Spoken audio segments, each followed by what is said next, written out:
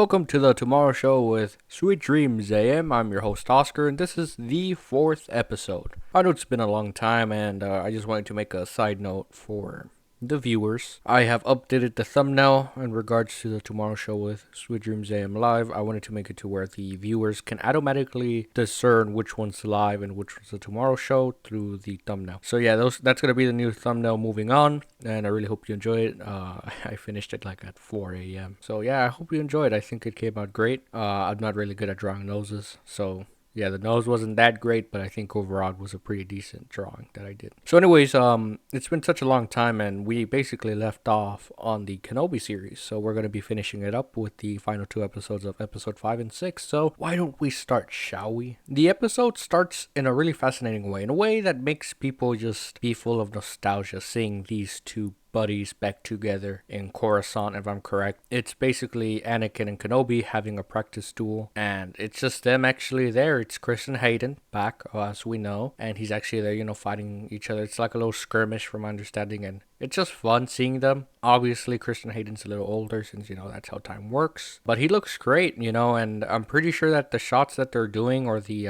choreography of action, that's pretty much them. From my understanding, they actually practiced. It's great to see Ewan McGregor and Christian Hayden doing this, just like they did in the prequels. Then it goes to Reva, in the Star Destroyer of Vader, and, she's in space, and they're like, okay, well, we got the tracker on Kenobi, and he's like, good job, my man. She kneels down, he's like, kneel.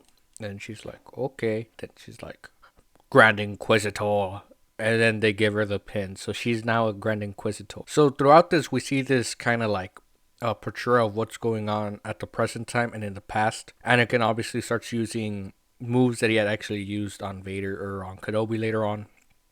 We see the moves that he did in Coruscant, which is where they're practicing. He actually uses them as Vader. So it's pretty interesting how what they did in the past is kind of being applied to the present time. And Anakin disarms Kenobi. And obviously Kenobi's like, you really think you've won? And Anakin's like, just accept that you lost, bro. There ain't no problem, master. There ain't no problem that you lost. I'm better than you. And then Obi-Wan's like, your want or your need for victory blinds you, Anakin. And then he does like a little fucking cool move that ends up having Kenobi winning the practice. And Anakin's obviously like, oh man, shit. And Kenobi has to rub it in that he's not a master, he's still a Padawan. So he's like, until you can overcome your need for victory, then you will no longer be a Padawan. But until then, you're still a Padawan.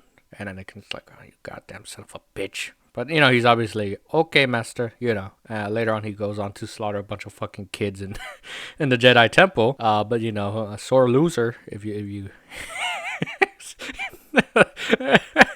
Oh, man, he's a sore loser, I guess. He couldn't take a little defeat from from Kenobi. Decided to go and just go crazy in the, in the Jedi Temple. By the way, I actually think that it's great. Now going on a serious note, it's actually really great that the way they put the warning, like there are some topics that might disturb the viewers. I always appreciate when things like that, or they do that. For example, I know some people might not know this, but for Cyberpunk, I remember it's a story that I always like sharing. The game had come out, and I think I had pre-ordered it, in fact. And when I'm playing it, I was playing it, in my room. It's dark. I had no lights on. It was already nighttime as well, so I was just in my room playing. I was like, I usually have like a little candle or something that I have like a little nightlight, you could say. And I was like, well, I'm playing Cyberpunk. I kind of want to be in the environment, in the ambience at the moment. And so it was just completely dark except for my TV screen, and I'm playing. And then there's this, it's got the brain dance sequence. It's where you can like kind of see things. It's kind of like VR, but in the future, of course. And the first sequence that you get for it, there's like bright lights, like increasingly bright lights. And I remember sitting there, and I'm not epileptic by any means. And I think I had raised this issue in concerns to Resident Evil as well. And I'm playing the game, and then all of a sudden just all the fucking lights are coming up, and I was like, what the fuck is this? I actually was like, whoa. I'm like, where's the epileptic warning? That shit I imagine could fucking kill somebody, or like really leave them like in a bad shape. If I'm correct, I think this is true. So yeah, they lowered it down, and now they have an epileptic warning. I think it was, I don't know, maybe a month or maybe some weeks or days. So I always appreciate a film or even series that can take the time to kind of tell you like, hey, there might be some really hard stuff for some viewers. So I really appreciate that. So Kenobi and Leia arrive at the hangar where it's full of people, and Roken, who's played by the son of Ice Cube, informs them that these people need as much time. It's limited, obviously, because the Empire is arriving, so they need as much time as possible to maybe kind of like be like, okay, what the fuck do we do? Sadly, like I said, it's limited because Darth Vader really wants fucking Kenobi. You gotta remember that the droid of Leia is kind of bad. It's not a good droid. It's been hijacked, so it goes into the little compartment like in some vents. The droid basically fucks up like some of the circuits, so the bay doors, which will help them obviously escape, get stuck. So now they have no way to leave. So they're kind of trapped, and the Empire's arriving. So they're kind of fucked all around, and it all comes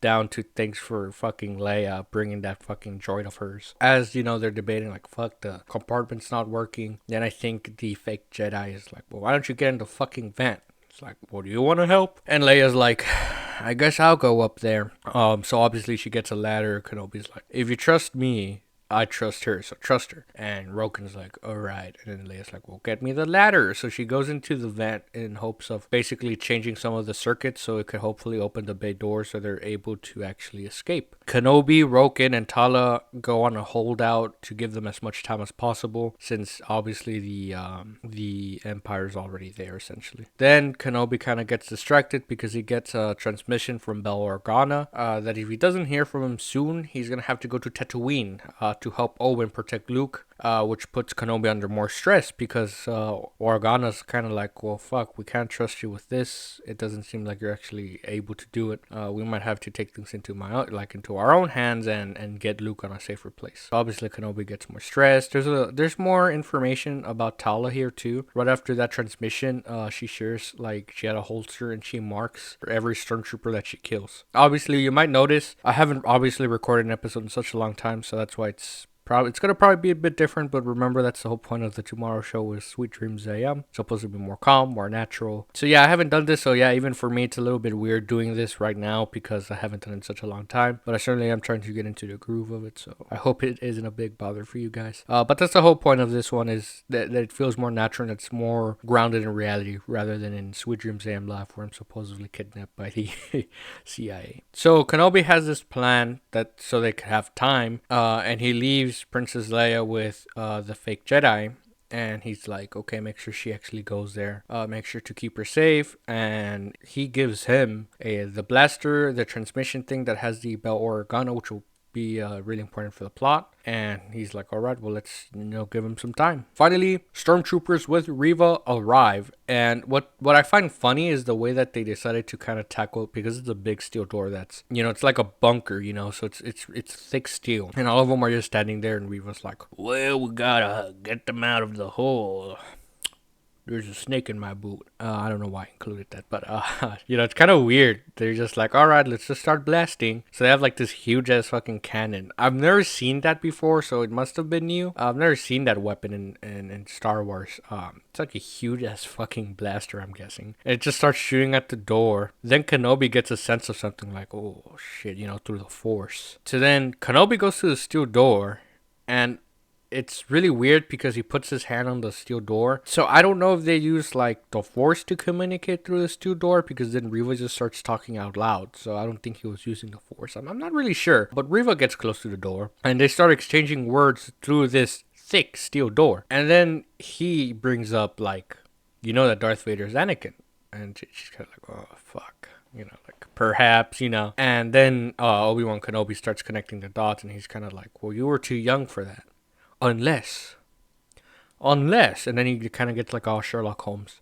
You're one of the younglings in the Jedi Temple. Then we get some flashbacks of her memories, and we see that she was helpless, so she acted dead. So she obviously wants to kill Darth Vader, since she knows it's Anakin. So Kenobi now knows this, and offers that they should work together. But she does not obviously budge. She's kind of like, fuck you, you're just using me, you're lying, why would you do that, all of that. She will use Kenobi to get Vader in a state where he is distracted so she can kill him. That's her plan. Hopefully it fucking works. I don't see it working. She sticks her lightsaber through like the thick steel door, and Lord and behold, she just kind of like breaks the little thing that they had behind the door, and now the door fucking opens. I'm kind of like, what the fuck was the whole point of the blaster? Why didn't she just, go up to the door and do that? Like it just made no sense. Maybe they had to weaken the fucking steel, and then she could stick the lightsaber through and use the force to separate the doors. It really makes no sense in my opinion when she could have just done that. So once the doors open, obviously there's just a shootout. Surprisingly, stormtroopers even throughout this scene, yes, they are killing some people, but there's obvious like shots where like the stormtroopers should be killing one of the main people. They're like Roken, Tala, even Obi-Wan. But they gotta keep up to their name of always fucking missing. Obviously they start getting pushed back because it's just an overwhelming force that the stormtroopers have, and eventually the robot also gets shot a lot. Then Tala gets shot and she's kind of like, oh fuck. And then the cargo droid, who I'm sure most people got attached to already, gets in front of Tala to protect her,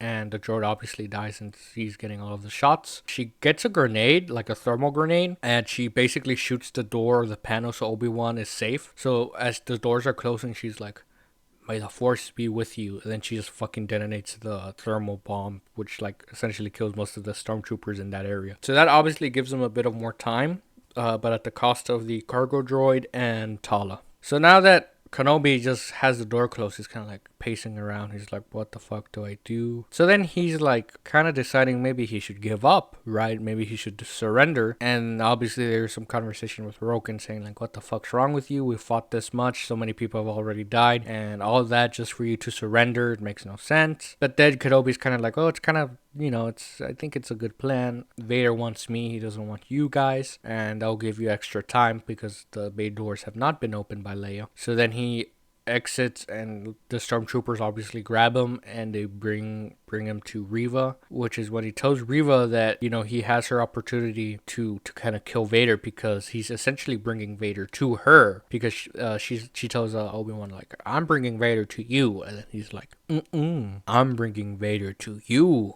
It's like, whoa, shit. So it's kind of like, this is your chance in a sense. So now we go back and Leia's kind of like, hey, what's up, little droid? That was my best friend. And then she like takes off like whatever the fuck it had inside. So now it's a good droid. And they open the bay doors. So then everybody starts heading inside the ship, the vessel. Obviously, as they're all going, the fake Jedi being fucking stupid for some reason. He's in a rush that he fucking drops and steps on the transponder that Kenobi gave him. And as I said, it's going to be something really important. So I'm sure you can guess what the fuck's going to happen. Remember, that transponder has the message of Bail Organa mentioning how there's a boy named Luke and Owen in fucking Tatooine. So, like, you can just imagine what's going to fucking happen. I thought that was a little, like, bad writing because it's like everybody automatically will know, oh my god, who, like, is Vader gonna find out or is Reva gonna find out? It really was super predictable. So, yeah, I didn't understand this part, but, like, Reva and Kenobi start talking. They, he says that line how he's bringing Vader to her. And I guess Reva gave the order for Kenobi to be taken back inside where he's going to be held by the stormtroopers. Vader comes in, right? And he's already like inside wherever the fuck they were holding. It really does, that part really does not make sense to me. Vader's like, where the fuck is he?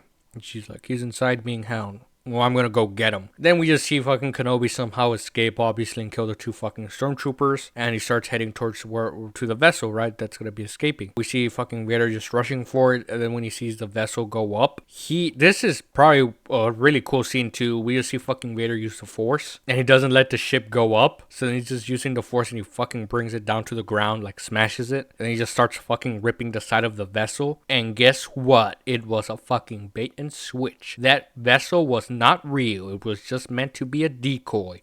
And we see the real vessel escape. And this scene, I don't know who's under the suit at the time. I presume that it was Christian Hayden because I remember seeing pictures of like different actors or stunt doubles under the suit. So I don't really know who was under the suit. Like for Pedro Pascal, I know that, or for the Mandalorian, I know that Pedro Pascal, from my understanding, is usually in the suit for most of the scenes. But I do know that I think for like, I'm guessing like the stunt double sometimes under there. So I'm not really sure if Christian Hayden's under the helmet in that scene, but it's really cool because he's obviously really fucking pissed as he sees the vessel go up. And I don't know about you, but what I noticed is like, I don't know if you guys have ever been so mad where you kind of tremble, or not tremble, but maybe shake, or your head makes like a little bit of movement of your hands. And you can see that like as Vader's looking up at that vessel, he knows he's been bamboozled, right? And he's like kind of shake, like you see the helmet kind of like trembling. And I think that's really cool. Like, I don't know if it was Christian Hayden or who, But I feel like you could sense the emotion that's under that mask as that happened. And then we see Ariva sneak up on Vader, and she's like ready to fucking kill him. And she like turns on the lightsaber and fucking goes to strike him. And then fucking Vader just stops it using the Force. And this is probably one of the best scenes yet. Okay, there's another good scene, but this probably takes the cake, like for the whole like series. He turns around and he's just using the Force. Okay, then there's a little duel that happens, and what's the best thing about this duel is that Vader does not even fucking use his lightsaber. The dude literally just uses the Force, and it's amazing because as we know, once Anakin became Vader, he obviously lost some limbs, and the suit is not really to the best of him in sense of agility. He can't obviously fucking do backflips like he used to do. So he's more stiff, if I'm correct. But he obviously has this difference where it's now even more strength and probably more skill, but he's not as agile as he used to be. So obviously Reva has that advantage, and she uses it by like doing like some cool like ninja moves around him. And what's even better is that at the end of the day, Vader doesn't turn on his lightsaber, and somehow even through his stiff movement, the fucking guy is dodging the fucking lightsaber, like left, right, back, and he's using the Force to just fucking evade the fucking lightsaber. So like the lightsaber's going to his left, fucking pushes it to the right. It's like so fucking cool. And then she starts doing like a little helicopter spin on the fucking saber, and then he just fucking stops it. Like that is the fucking best thing that has happened yet. And he did not even fucking use his own lightsaber, only the Force and his movement. So obviously he grabs the lightsaber and he separates it, and he throws a lightsaber to her. So now they're gonna have like a more formal duel. And obviously, guess who fucking wins? Darth Vader. Like, dude, the way he beats her too. He like kicks her, and then she kind of drops the lightsaber and just fucking catches it. So she's on her knees, and he has like the both lightsabers in both of his hands, and he approaches her while having the lightsabers in his hand, and he tells her, "Did you really not think I would know, youngling?" So then he starts telling her like, "Yeah, I know that you're that youngling from the Jedi Temple. You were there during Order 66. So it's like she kind of looks, I'm like, what the fuck? And she's having those flashbacks again. And that seems like really cool because, Darth Vader, man, he's really menacing there. And for some fucking reason, he stabs her in the stomach. Like, he just straight up just stabs her in the stomach with the lightsaber. She goes on the ground. And then in the corner of my eyes, I see a fucking bald, fucking white headed dude, and I'm like, oh my god, it is him. I was like, thank god. I'm like, they really did not break canon, and it's the Grand Inquisitor. And he comes out perfectly fine, and he fucking kneels down and takes the pin from her. And I love how the fucking dude says this, "Isn't it wonders how the hate will keep a man alive?" He like goes on about how like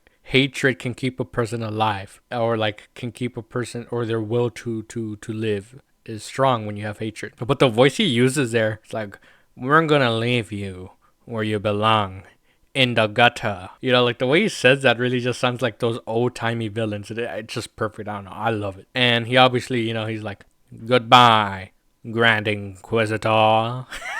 And I would love to see Vader under the mask, because I bet Vader, he likes to like shit talk. Like here in the series, he kind of shit talks to Reva before fucking stabbing her. I was wondering, like, fucking Vader's like, yeah, kind of like a hype man, like, yeah, talk shit to her, yeah, tell her who's the boss. You're the Grand Inquisitor, you are.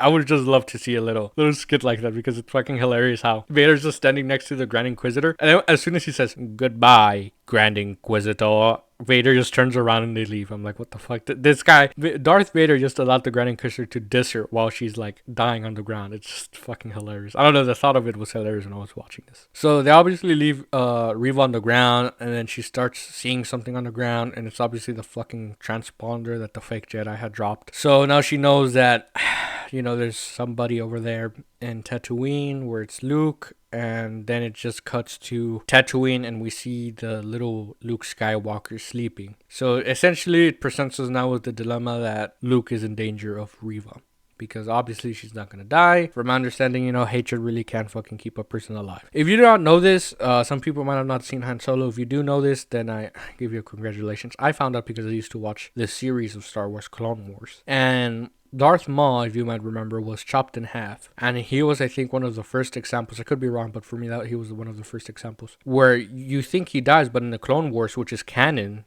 he's still alive because of his hatred for Obi-Wan, I think it was. So yeah, with this theory of how hatred can keep a person alive has been there for a pretty long time. Like, it's not something really new. It's not like the new trilogy where you can fucking heal a person using the Force. That one was really introduced in the new trilogy, so that one was a little, not that cool. By the way, so when I wrote this, I watched it when these two episodes premiered. This is like a side note for you viewing this. I made these notes when the episodes premiered, when they freshly came out. So since it's been a long time of me doing this, obviously I don't fucking remember everything, because remember, this is not scripted, it's just bullet points. So I did have to watch them again. I watched them last night, actually. So last night, and today it's like 3:22 p.m. the time of this recording on October 12th. So this is me, the recording October the 12th, 3:22. So last night I actually watched the episode 5 and 6, so I could have it fresh on my mind. So let's go over some of the characters, okay? Let's see. So yeah, this might actually be a long episode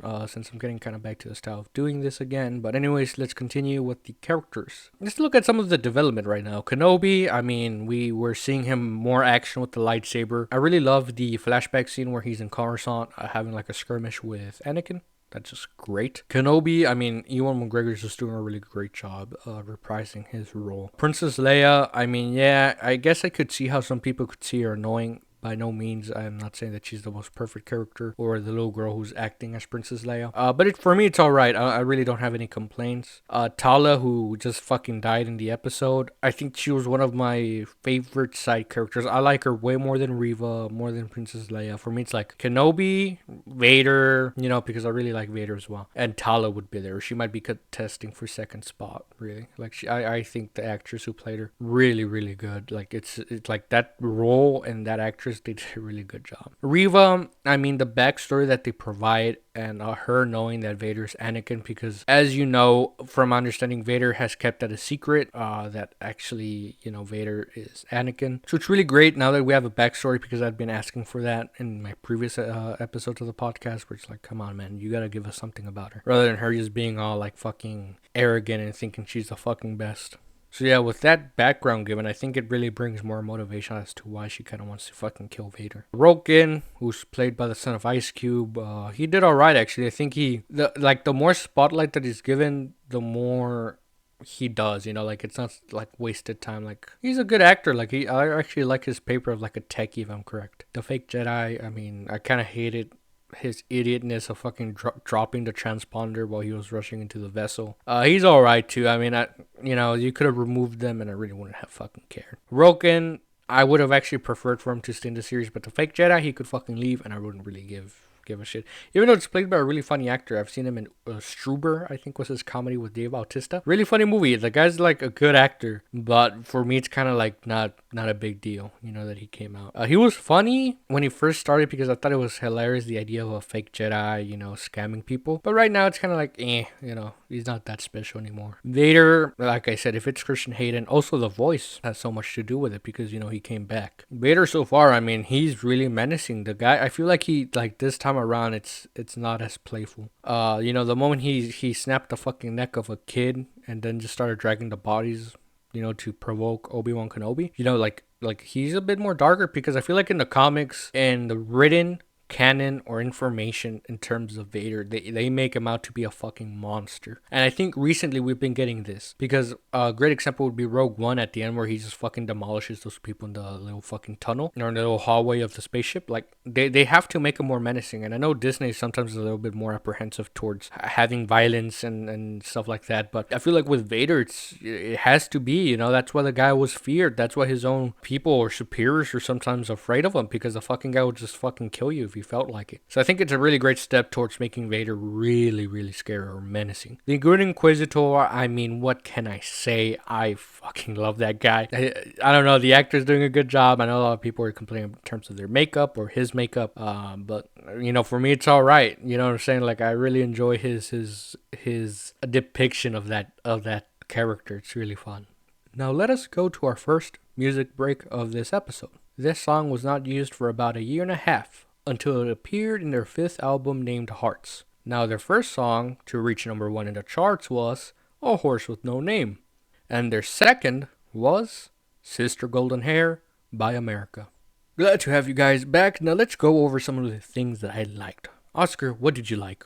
Well, let me start. I think just calling back to the prequels, like I said, that scene in Coruscant with the skirmish. It's amazing, man. It's good. It gets those memories running, I know people are probably more attached to prequels than me. I watched them not as young, but I still really enjoyed them very much. So obviously, for the people who are really more attached to prequels, I bet this was fascinating to see them. Don't get me wrong, like I said, I really appreciate it and I really enjoyed it, but I'm sure that for maybe more fans, more attached to the prequels, I think they really enjoyed it way more than me. But hey, man, I was in it for the ride. It was amazing. I also think it was a better choice to. I don't think they did it where they used kind of like de-aging technology on Christian Hayden. I could be wrong, maybe they did, but it didn't seem like it, and I think that's the best way to go. I prefer that.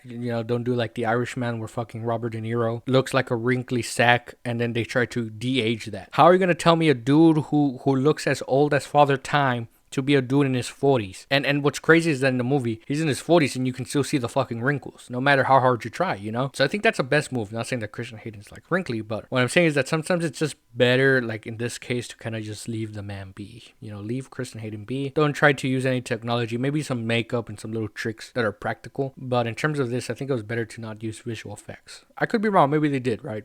And if they did, then congrats, because I didn't fucking notice. More coverage of Order 66. I know a lot of people. I know I was excited when I saw the stormtroopers, or I think they were the clone troopers. Because you don't often see them now, so getting flashbacks to them, it's certainly fucking amazing. Showing how ruthless Anakin was in the Jedi Temple really sets the fear and that change of who Anakin was. And I'm not discrediting George Lucas when Anakin initially goes and they show you the scene where the kid's like, "Oh, are you gonna help us, Master Anakin?" We obviously can guess what happened. But here in Obi-Wan Kenobi, we really get like a first-hand look at what the fuck he did, because we're seeing it from the perspective of Reva, and we really get to kind of be in her shoes, experiencing this as a youngling. So showing this ruthlessness from him is, I think, a really good step. So I wanted to point out that there's like this scene where Kenobi is in the hangar like with everybody while they're kind of like not knowing what to do. There's like a fucking like container, and then there's like a cloth, and then there's just a bunch of fucking lightsabers there. I don't know if anybody's taken the time to identify the lightsabers. I'm sure that maybe there are some lightsabers that people can identify. But there's a bunch of lightsabers there. So it shows that these people have really been helping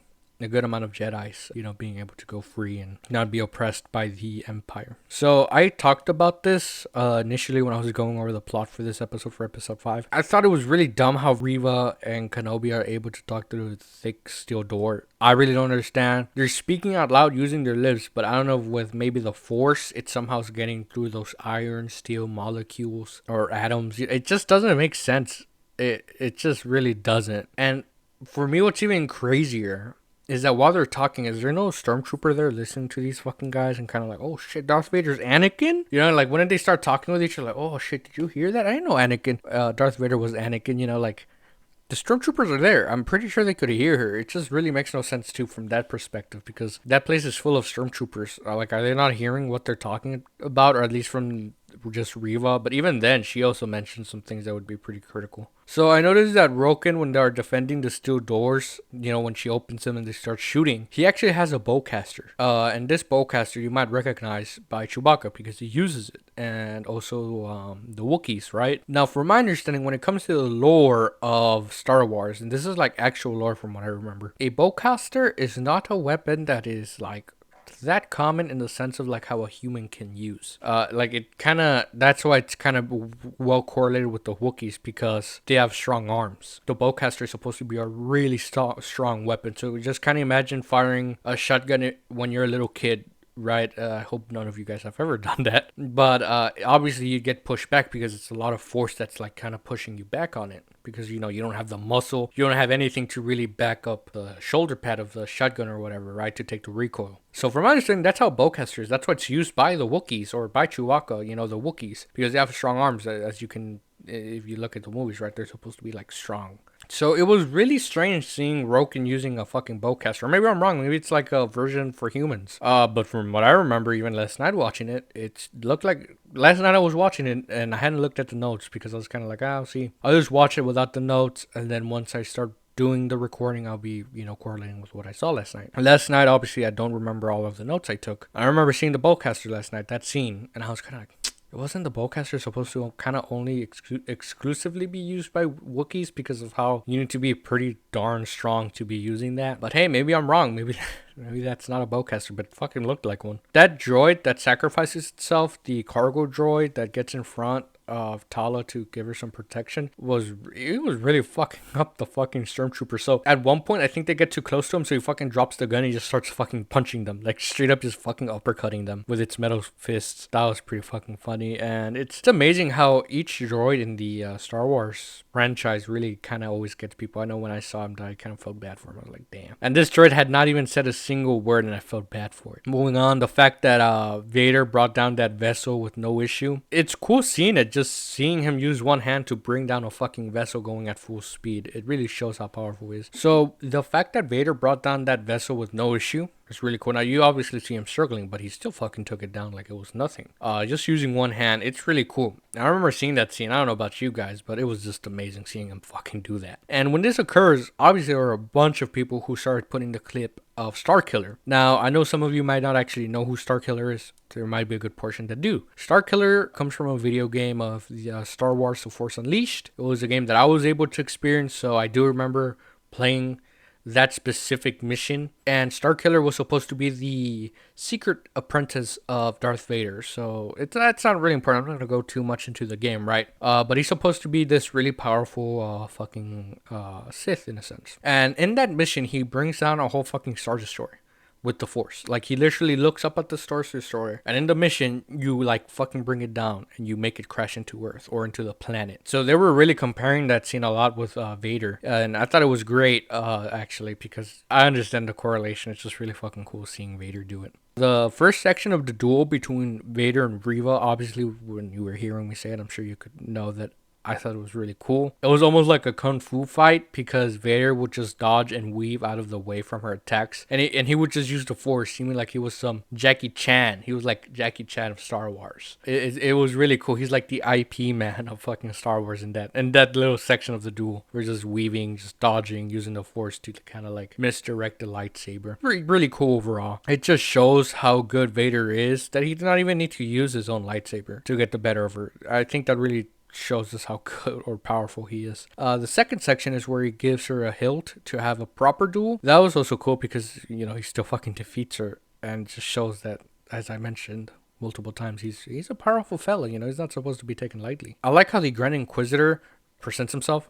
Obviously, I'm sure you could also tell that when I was recounting the details. And further proves in the Star Wars universe how hatred can really keep a person alive. I mentioned Darth Maul, who was cut in half. There's another character as well. I don't know why certainly they do that, because it kind of defeats the purpose. Because, like, for certain, we knew that the Grand Inquisitor couldn't die because, you know, he came out in Rebels. But it just really seems that if you have hatred, you can just really fucking kind of live through anything, essentially. I mean, look at, like I said, look at Darth Maul. He was literally cut in half and he still fucking came back. And he did die. I think in Rebels, Kenobi fucking kills him. Old Kenobi too, not young Kenobi. Like, it's an older Kenobi. Anyways. Things that I did not like. I thought it was a little far-fetched how long it took to open the metal door. As I said, literally she didn't really have to wait for the cannon because she just stuck her lightsaber to it. So why couldn't she just done that from the start and just, you know, begin the invasion, right? I thought it was dumb once again how the fake Jedi dropped the transponder, and obviously then having Reva finding out about the kid and Owen and Tatooine. It's like really dumb, and that's also far-fetched how that works. Like they really just had to place that in there. Although it was cool how Vader pulled down the decoy, the fake vessel, but it kind of felt possible for Vader just to use the Force again to take down the other one, like the real one. So he takes it down, rips it apart, sees that it's empty, and then he sees the real one. Couldn't he have just used the fucking Force to take that one down? Or maybe he was exhausted, right? Because, you know, I'm sure it wasn't an easy task, but I don't know. It just kind of felt like he could have done that instead of just watching it leave. Quite literally, he just looks at it all pissed off. But I don't know. Maybe I'm wrong, but it just kind of seemed like he could have literally just used the Force. When he defeats Reva in the second part of the duel where he has the lightsaber, he has both of them in his hands. And that pose and shot, I really thought for a second that he was gonna execute her like he did to fucking Count Dooku.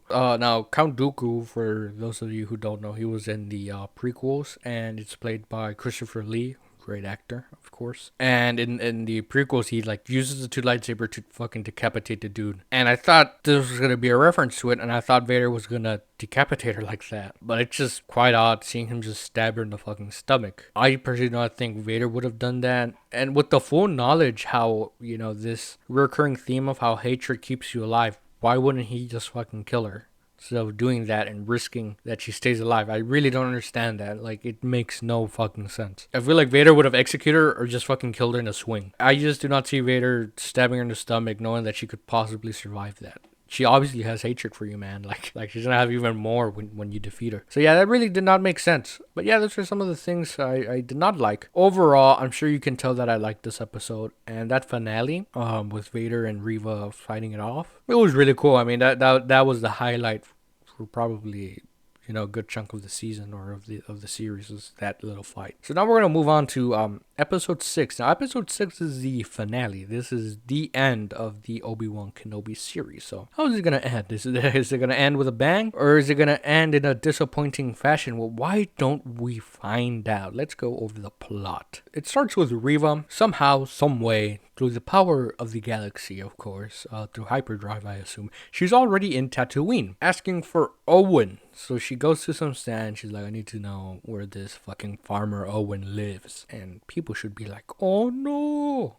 I was like, what the fuck? How did she get there so fast? But hey, it's Star Wars, right? Then it shifts to Vader chasing the ship on the Star Destroyer. And the ship needs some time to actually get out of the range of the blasters. So the vessel where everybody's on, right, Obi-Wan Kenobi and everybody, is getting shot by the Star Destroyer, and they're kind of like, well, we kind of need to get out of range so we can hopefully escape, right? Because if not, we're just gonna fucking die. Because they're shopping for some things in regard to his speeder. Obviously a nod to him loving pod racing. He's a big fan of it. And in the prequels, you get a whole fucking segment where he is pod racing. And he gets contacted. His dad is there, Owen, or his uncle rather. And the dude who had been questioned by Reva goes there, and he tells Owen how there's a person asking for Luke. Then we see Obi-Wan will confront Vader to give the ship some time to have it fixed. The vessel gets fucked from the blasters, obviously, and Roken's like, well, we need more time than we have. And Obi-Wan's like, well, okay, then I'll just fight fucking Darth Vader, and that should give you enough time for you guys to escape. So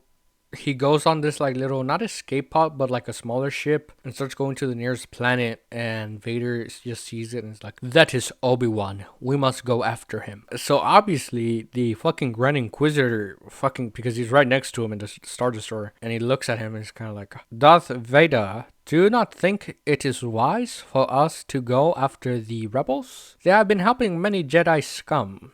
I believe that we should take out the whole network while we have it here. Darth Vader's like, no, I want fucking Obi-Wan. And the Good Inquisitor's like, okay, bro, if you say so. Okay, my fucking job. It's you, man. I don't want to fucking die, And I love the way the Grand Inquisitor, like the facial reactions that he gives, because when he gives the order, like, go after go after Obi-Wan, right, and leave the bigger ship with all of the people in, you can see the Grand Inquisitor kind of like making faces like, this fucking guy. It's quite literally better taking out this network of people than just one fucking Jedi. But remember, Vader doesn't see it as one Jedi. He sees it as Obi-Wan Kenobi, his master. He doesn't see it as just a typical Jedi. That is Obi-Wan. So he's like, I'm gonna get my own ship and I'll face him alone. And fucking the Grand Inquisitor, you could just see him in the corner. They're kind of just fucking like, this motherfucker. This guy is really obsessed, And I think it brings to the point where I'm sure even the Grand Inquisitor is kind of like intrigued as to why. Maybe he does know, but I certainly do not know. Maybe in Rebels it shows that maybe he knew that Darth Vader was Anakin, or in comics or books. But I'm pretty sure, like, it seems here how maybe the Grand Inquisitor is kind of intrigued as to why Darth Vader wants fucking Obi-Wan Kenobi so bad to kill him. So yeah, and Tatooine, we see that Ben, and I forgot the chick's name that he's married to. It's called her Bertha. I forgot her name. Beru, I think, is her name, or some shit like that. They already have like some guns. They're ready to defend Luke with anything they've got. So they have 2 blasters. And Reva has already reached the house of Owen. And as I said, the couple are ready to fend her off. Now then we cut to Vader, and he has landed on the planet for the face-off. This is not the face-off with Nicolas Cage and John Travolta. This is a face-off of a duel. The duel shows a more agile Kenobi fending with Darth Vader. The orchestra is just going strong at this point. Now, sadly, I would have loved if they could at least have like the operatic segment of the prequels when they do this really big fight and kind of mix it with some new music. But we go entirely for like a new piece of music. So they went in with some, new music, which I don't mind. I mean, that's all right with me. I would just really love to have some of that nostalgia again with the original song or the original orchestra where they fight off in the prequels and then kind of combine it with something new to make it fresh. So then Reva goes inside and they start having a fight. They start firing at Reva and she's obviously trying to find Luke. At this point, I really do not care about the subplot. I'll be honest with you guys. Like, I don't know about you guys, but when I was watching that, I just wanted to see more of Darth Vader and Obi-Wan Kenobi fighting. That's all I wanted to see. Like, I was kind of pissed off when they would cut it off to see what Reva was fucking. I don't care what the fuck Reva's doing, man. I want to see Darth Vader and Obi-Wan fight. Like that's what we came here for. This is what we're like big fans because it's Obi-Wan and Darth Vader and being played by Christian Hayden with the voice of Darth Vader the OG dude that does the voice of Darth Vader came back. Christian Hayden's doing the the bodysuit and we have Obi-Wan. I don't know what else you could want. Like, I'm sure people were more excited for that than Reva at the end of the day. So I was really disappointed with that because I just wanted a continuous scene of them fighting. But we would cut off to see Reva over at Tatooine. So now the duel has actually moved into a more rocky section rather than a plain ground, which is where it started. While Vader seems to have a greater grasp with the Force by how he throws some rocks and using them to fight Kenobi, he's just throwing rock after rock at him. And then, there's obviously a fucking hole and he kind of like pushes fucking Kenobi in there, and then Vader starts shit talking and he's like, you piece of fucking shit, and he's just throwing fucking rock after rock at him. It's like, you fucking suck donkey dick, and just after each fucking syllable he's just fucking throwing a rock at Kenobi, and before you know it, Kenobi's covered with fucking rocks.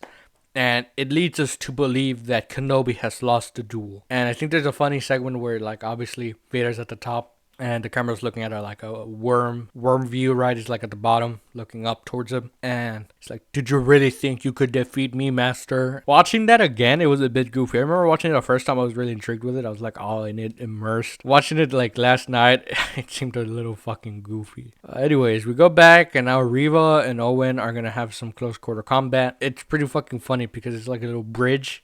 And fucking Owen has like this fucking pipe and he starts beating the shit out of her. And I'm like, how the fuck is this random dude from the desert beating the fuck out of somebody who was a Grand Inquisitor at a short span of her career? It's fucking hilarious. And then Owen like sees that she's wounded, so he just fucking sticks his hand in there like, yeah, bitch. She's like, you motherfucker. Why the fuck are you defending him if he's not even your own or whatever? And then, he pushes him off, opens the door, and Bertha or Beru fucking goes for it and just hits her, and Reva throws her, and then she's like, run, Luke! And then now Luke is running in the fucking desert. Now back to the main event. This is like the prime time, this is like a prime boxing match right here. This is what we're all here for. We're back to Kenobi and Darth Vader. Kenobi gets back, and now he like gets up and he pushes Vader into a fucking column of rock, and now it seems like Kenobi seems stronger, like he actually has the Force now to actually be using it on Vader, because it was the opposite where Vader had a much stronger grasp of the Force. Kenobi then just starts smashing the center box of Darth Vader. So you know how Darth Vader has this like little panel of like shit on his chest, like fucking just smashes that shit up and you see like the electricity and all that. Then he does like a weird move where he kind of gets behind him and he like straight up just fucking cuts the back of like Vader,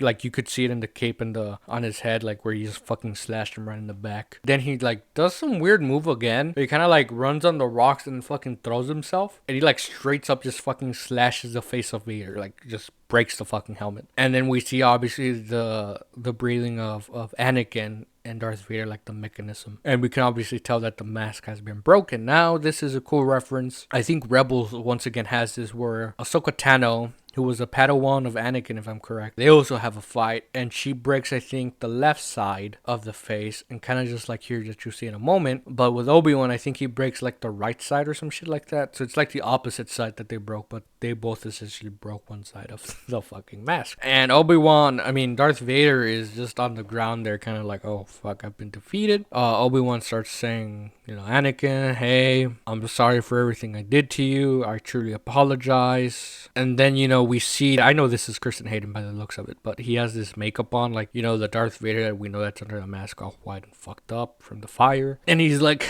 you did not do this to me. I killed Anakin. So obviously it means that, like, Darth Vader, killed his older identity of Anakin. And he's like, it's not your fault. And then I think Obi-Wan's like crying at that point. He's kind of like, then that means if he truly is dead, then he's not my friend or some shit like that. And that's when he's like, goodbye, Darth. So at this point now, Kenobi has kind of accepted the hard reality how Anakin is no longer there, like that's full on Darth Vader. He has lost that connection that he had with that person, that bond like a brother. It really sucks. Ewan McGregor does a great job at that in that scene. Really makes you kind of feel bad for Darth Vader, for Anakin.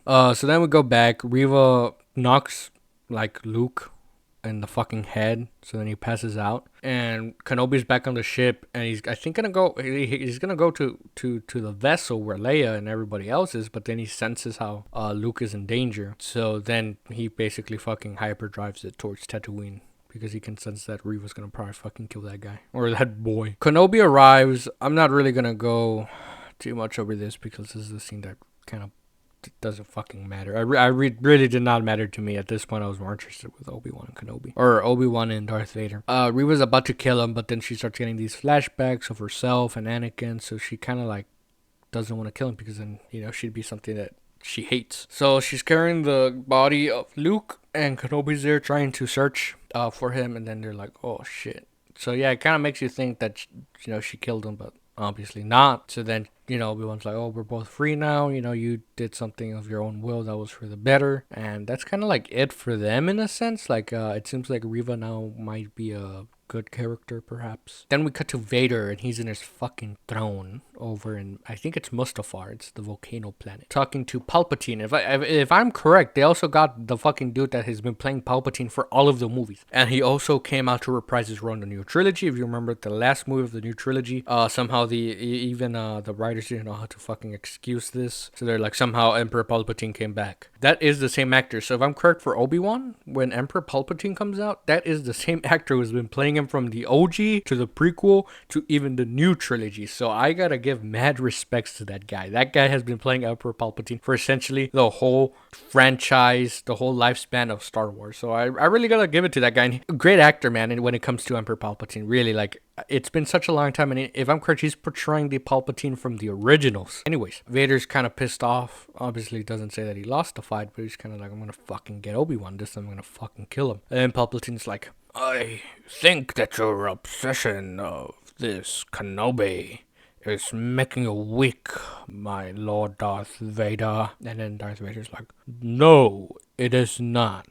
And then, Palpatine's like, your obsession of your old master will be your undoing, or some shit like that. And then obviously Darth Vader's like, no, you are my master. And then I love this is what's so great about the actor when it comes to playing Emperor Palpatine. He does like this little smirk smile, like subtle smirk, subtle smile. So when Darth Vader calls him a master, like you see Emperor Palpatine just doing that little smile, and then he just cuts the transmission, and then it plays the classic, I don't know if it's called the Death March or the Darth March, because I usually play things with subtitles on, so it kind of said what it was there. So yeah, I mean, that was pretty cool. He's fucking iced out. No wonder he's in a fucking volcanic planet, because he's so fucking iced. Okay, let's go on to Princess Leia. We go back now. She's on I forgot what fucking planet that is, but she's back to where she's living in, and she's now wearing the gun holster that belonged to Tala, I think it's the wife of Organa. She's kind of like, oh, it looks really suitable for you. And they go, and then, they have a little conversation, and then she's kind of like, oh, is there more cousins that we're going to see? Because they're on the, landing pad. There's a vessel coming in, and then it's obviously Obi-Wan Kenobi. And then she gets all excited, but she obviously gets more excited about the little fucking droid Lola. Like, he comes out in Lola, and then she's like, Lola, and I'm like, bro, what the fuck? Kenobi has saved your fucking life, man. like give some appreciation to my boy McGregor over here. So, he shares some words with her, and, he's kind of like, well, I'm off now. And then he's over there back in Tatooine, where we see him packing and leaving his humble abode as he visits Owen to give him some final words, like, kind of like, hey, you're right. He just needs to be a boy. The future will take care of him. Like, I don't need to be there at every step of the way. And that's when Owen kind of offers Kenobi to speak with Luke. And Kenobi goes while having the toy ship. Now, this toy ship that he actually gives him is seen in the original ones. I did not know this. I remember seeing a post. In the original ones, in the Millennium Falcon, which is essentially the ship of Han Solo, as you might know, was actually the ship of Lando, but through some betting, it goes over to Han Solo. But in the originals, I think Luke is seen messing with that ship, or you could see it there in the movie. And then while going towards him, we get this awesome fucking shot, and Kenobi's like, "Hello there." Well, when that was said, I replayed it last night. When he's like, "Hello there," I was like, one more time, Kenobi, one more time. So yeah, I don't know, the way he says "hello there," it's just really fucking cool. Great callback, it's really awesome. So then we just see him riding out on his like weird fucking animal thing that's like supposed to be a camel of Star Wars. And then we see a Force ghost, and I'm like, oh my god, no fucking way. I had heard that they had brought him back for this, but apparently the actor is not so big when it comes to series. He prefers movies. That's right. Qui-Gon appears. Qui-Gon appears to Kenobi as a Force ghost, telling them they've got ways to go. So obviously Kenobi's like, why haven't you appeared, before? And that's when Qui-Gon's like, well, because I've been making Taken 5. No, I'm obviously joking. Obviously the fucking Force ghost does not say I've been making Taken 5. But yeah, Liam Neeson returns to play Qui-Gon, which is just amazing to see. And that's how it ends, essentially. He just tells him we've got ways to go. He disappears, and Obi-Wan's obviously more cheerful, and that's how it ends. Really great way to end this finale. Bring in Liam Neeson to play that role again. Now to our second music break. This song appears to be about discovering a woman whose remarkable qualities go unnoticed by others. Takes place while the narrator is traveling. By Al Stewart. This is Song on the Radio. Glad to have you guys back from our second music break. Now, why don't we go over some of the characters, right? Now, let's see. This is the finale, so let's see how this is all finished up, how it's been tied together. Why the fuck do I have the Grand Inquisitor here? So let's go over Kenobi. We see him as a new man, essentially, now. He has obviously gone over this arc where he kind of has accepted that Anakin is no more. It's just Darth Vader, which really makes it already interesting. And he has also accepted the fact that, the future will take play into the account of Luke, that he doesn't need to be there, trying to make him into a fucking Jedi. So it's really great, and through this, he gets his connection back to Qui-Gon, or through the Force in a better fashion. So we see his arc, I think, finish in a suitable fashion. Princess Leia, I think this shows kind of like the Princess Leia that we know from the OG and prequels. Well, not prequels, from the OG and sequels, the Disney sequels, or the new trilogy. So yeah, it's more like adventures that she is a princess, not your typical princess. She, has a gun holster and shit like that. She's willing to do what's necessary to make it better for the people. Let's go over Roken. Not much to say about these characters, really, when it comes to Roken, the fake Jedi, and even the Grand Inquisitor. There really isn't too much to say about them in this episode. Like, I'm hoping that for Roken, we maybe get more of him. I feel like they were kind of setting him up to have some sort of spin-off, or for him to maybe appear later on in some other Star Wars projects. That's what I felt, but I could obviously be wrong, right? The fake Jedi, Haja, I think was his name. I really don't know if they would actually make anything about him. Maybe make him like a type of Han Solo where he was a scammer, now he's become like maybe some smuggler, or essentially he did smuggle people like for the good, but he was a scammer by saying he was a Jedi. So yeah, I don't know, maybe they'll make him into some sort of Han Solo. From my understanding, I think at the moment we really don't have one, except for the only closest relation I have to the new trilogies that would be kind of like Han Solo, since he does die, is Poe Dameron. But what I think what they should have fucking done, since they scrapped the idea of Finn like being a Jedi, I think that's what they were trying to do, and then they kind of just scraped it. They kind of fucked his character over.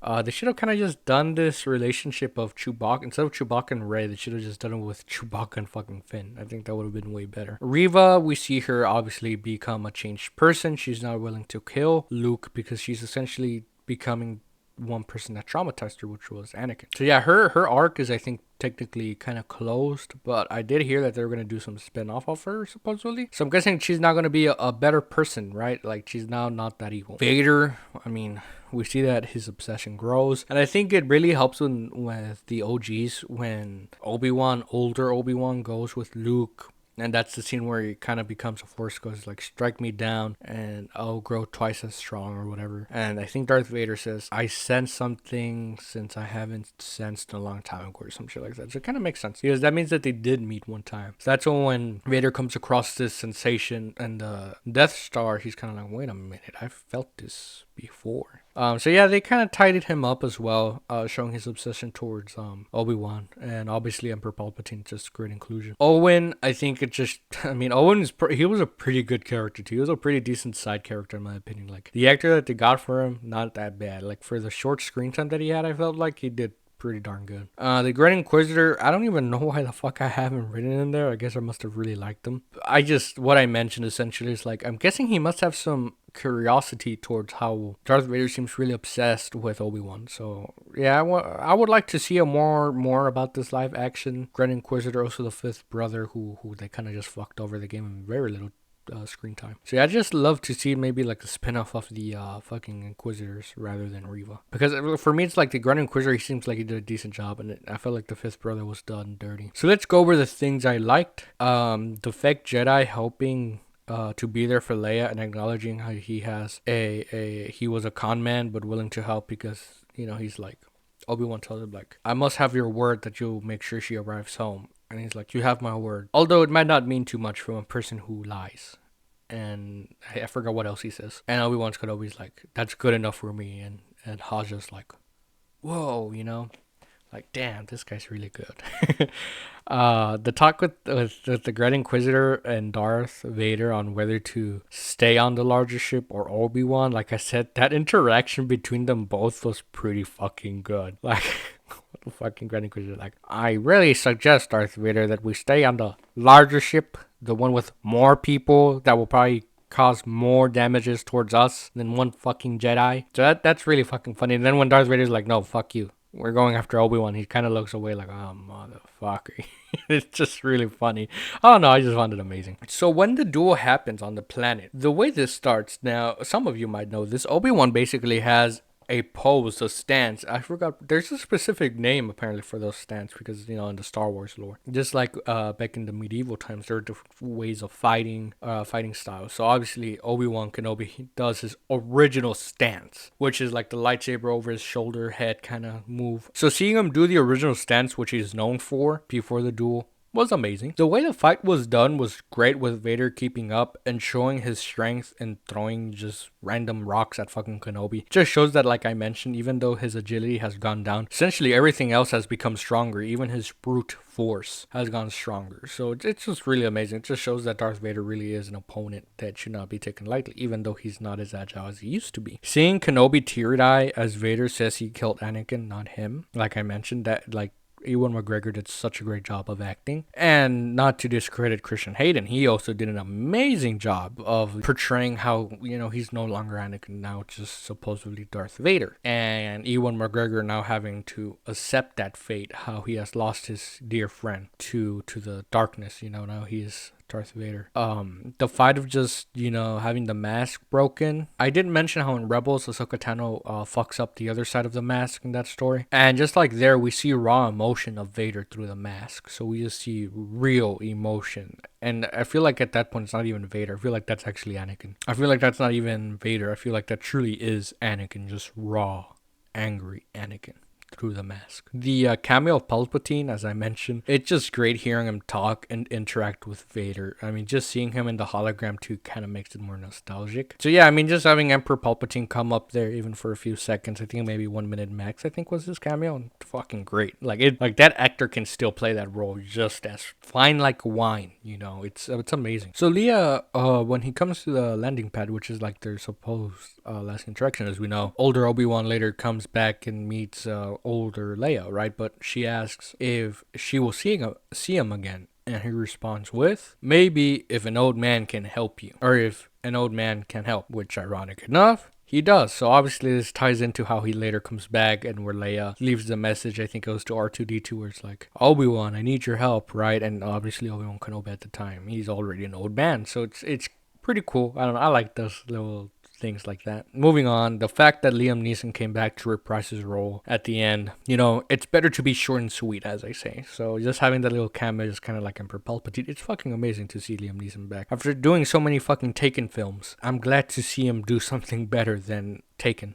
That's all. It seems like that's all he does now, huh? I'm obviously joking, but it's just I just find it, when I made these bullet points, in parentheses I have make Taken 5 joke, because I don't know what I was doing. I think I was with my mother, and she loves the first one. I think the first Taken is pretty good. I don't really have seen any of the others, but I remember seeing the first one when it came out. It was a pretty big, like, oh shit, this is like, amazing, it was good. And so I thought it'd be funny if like Liam Neeson, like Qui-Gon's voice goes like, why haven't you appeared earlier? And he's like, well, I was fucking making Taken 5. I was making Taken 5 and 6. I just finished filming for them. So, I don't know, it's just funny. So it really does seem now that Obi-Wan will just be in the dunes laying low, kind of living in sort of exile until the original trilogy comes along, which is when he's older. So yeah, they kind of, wrapped it up pretty fucking nicely, in my opinion. Not nicely, but I feel like they wrapped it up appropriately, rather. Now to our last music break.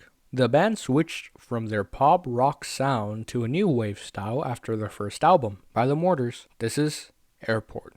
I'm glad to have you guys back from our last music break. Now let us go over some of the things I did not like of episode 6. How Reva somehow ended up at Tatooine, and it seemed quite fast too, so obviously I know there's like hyperdrive and fucking ships nowadays, or like in Star Wars. But for me it's like, so you're telling me Reva somehow fucking crawled from the ground to some nearby ship, like I don't know how near or how far, got on it and fucking put in Tatooine coordinates and then hyperdrived it there? Like, it just really also does not make sense how fast that happened. So what I thought would make more sense is that when they gave him the, when the Grinning Cruiser is like, we should stay with the big ship, I would imagine that Darth Vader would have been like, okay, I'll keep the Star Destroyer on the big vessel and I'll take my ship and chase after Obi-Wan. I thought they would have separated, you know what I'm saying, so they could still keep both. So Vader could face off Obi-Wan and the Star Destroyer would still be chasing after the ship. But it doesn't really seem that way. I feel like they could have done something. I feel like they could have definitely done something to take down the bigger ship. I understand it's a movie, or I understand that it's a series, so obviously you can't really, or I understand you sometimes have to give him plot armor. But I really feel like Darth Vader could have done something like maybe send in some TIE fighters or something, like kind of keep the Star Destroyer there while he just goes and faces Obi-Wan himself, right? But it's all right. I thought the music was good, but I felt like the music could have been strong, although this comes into how the fight was short. So as I mentioned, I would have really liked the operatic section from the prequels into this duel. The music felt good, but it just did not feel strong enough. Like, it like there, I don't know. I felt like there was opera and that really made it strong when it came to the prequels, and there really wasn't that. There was something missing in the new music, and as I mentioned, I think it has to do with its strength. It just did not feel strong like the prequels did. And like I said, maybe it was just because the fight overall is kind of short, and the fight is more segmented with the scenes in Tatooine, because I know in the prequels I think it is segmented, but not as much as here, because I remember in the prequels it's like good chunks of the fight and it kind of cuts, and here in Obi-Wan like it's just getting cut frequently because it was technically I would say it was a pretty short fight. As I mentioned, I don't think the fight should have been fucking interrupted, especially with how short it kind of seems. I feel like with these cuts and segments, it makes it seem shorter. So I think they should have just done like no segments, let the fight not be interrupted, just let it be continuous, and then we cut over to Tatooine. But I understand that you kind of have to have a balance. But yeah, I don't know. I just don't think the fight scene should have been segmented that much. I also think it's funny how the fact that Owen somehow survived the close quarter combat situation with Reva, and she has a lightsaber, by the way, shows us how bad Reva is, or how amazing Owen is as in defense, because unless maybe Reva was not aiming to kill the parents, but it really doesn't make sense. But it just seems a little silly how an Inquisitor, Owen was able to put up a fight with an Inquisitor. Well, he obviously does not even have a lightsaber. He was using like a fucking pipe. I think there was some loose ends that should have been shown, like I mentioned, Haja, the fake Jedi. Like I said, that's why I mentioned like those characters aren't really that important, because they kind of just have their final words and it's okay,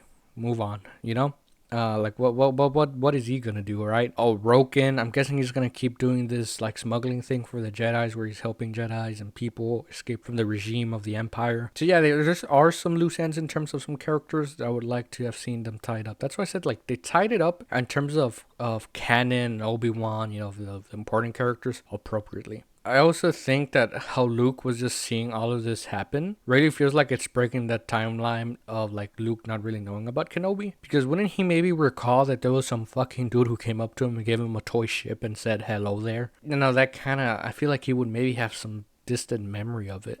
So yeah, that's what I mean by that. What is my final consensus? What is my verdict for not just the finale, all right, but overall? I think it was darn good. I believe that there were not as many episodes. There were 6, but there were not as many episodes where it felt like it was too dragged. I felt like Boba Fett. There were some episodes that just felt terribly dragged. Like they were really just stretching the minutes into hours. It felt like. Mandalorian, I think, had a little bit of it, not as much as Boba Fett. I just felt like Boba Fett would have some really cool scenes, and then other scenes were just kind of like, why the fuck do we need to see this? Like you're just really like, can we fill up the time? Can we fill up the runtime with something more fucking useful than filler? So yeah, I think overall it was all right. I mean, Ewan McGregor came back. He did an amazing job. Christian Hayden came back. An amazing job. Like I think overall it was good, and I feel like if you were a fan, I think there was something definitely there for you. I feel like there was something that most people could take from. It's not like Boba Fett, where as much as I love Boba Fett, there were some parts, like I said, that just felt dragged on, a little bit unnecessary. I think it was all right. I really hope they keep it as one season. I hope they don't really make another season. I hope it stays like that. It's kind of like Han Solo, the Star Wars story Solo. I really love that movie, by the way. I really would like to review that one, but sometimes like a better example would be Rogue One, where it's sometimes better off being just a one-time thing because it served its purpose. It's quite literally a Star Wars story. I'm sure that Andor apparently wants to do a season 2. I'm sure that they'll work it into a manner that will make it work. But I know for Obi-Wan, it certainly feels like it's better off being 1 season, 6 episodes. I think it was all right. I loved it. There's some disappointment in terms of this duel that I felt like was supposed to be bigger than what we received, but that's what we got, and it wasn't really necessarily bad, but it certainly would have been better if we got more. So my final verdict was that it was pretty darn good. That's my final verdict of the series as a whole. It was pretty darn good. So yeah, I'm back to recording. Obviously, as you can tell, there's gonna probably, I'm trying to get used to doing this again. But yeah, I'm really excited to be doing this again. It's I have a new thumbnail now that can separate or distinct the viewers can distinct from based off the thumbnail. Like, oh, okay, this one's this new episode is a live, or this new episode is a tomorrow show. So yeah, I finished it like at 4 a.m. man. I finished it at 4 a.m. But I think it came out looking good. I'm excited now. So yeah, that's the new thumbnail. It's gonna be moving on from episode 4 of the Tomorrow Show with Sweet Dreams AM and onward. It's gonna be that new thumbnail. Episode 1, 2, and 3 are certainly gonna have that same thumbnail. But episode 4 and onward, it's gonna be that new thumbnail that you'll be seeing. Thank you very much for being here, and I'm glad to kind of be doing this again. I can't wait for doing those. I'm really excited to be doing that. I'm excited to be doing this again. I'm your host, Oscar. This is The Tomorrow Show with Sweet Dreams AM. Thank you for listening, and goodbye.